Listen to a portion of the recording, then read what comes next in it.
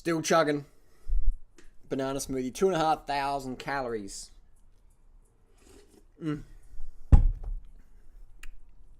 Creamy fruit goodness.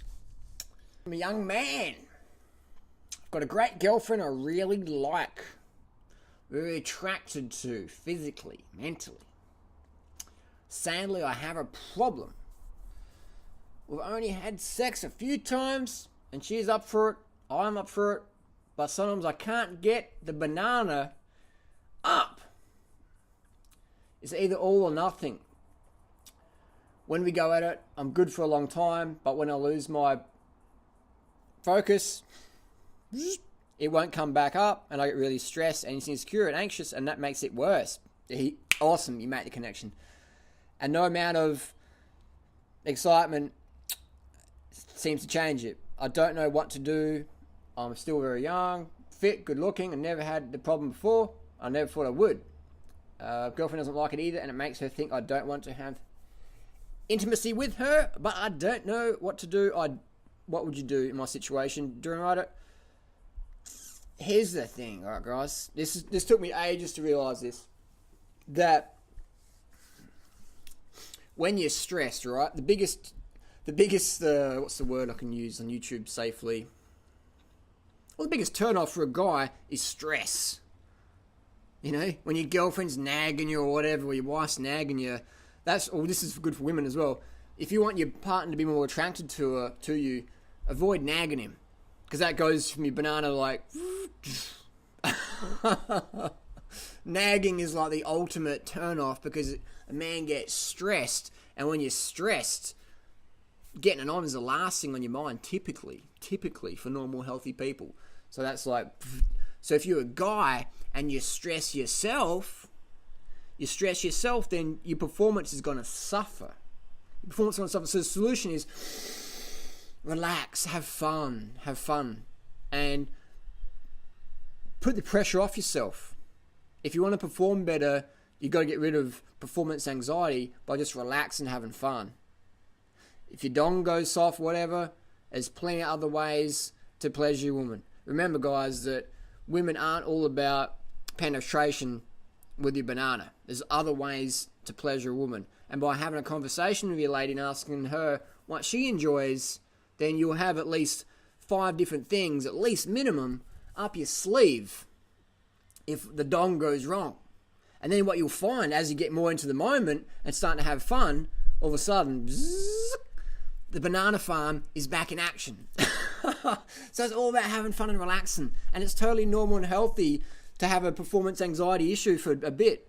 But all it is, it's only an issue until you acknowledge it and then go, oh, this is okay. So that was one of the biggest tips. Once I learned it's okay to have varying levels of firmness, then you can relax. And when you can relax, you can breathe better, everything works better. Same in cycling. It's okay to get dropped off the back of the bunch a little bit.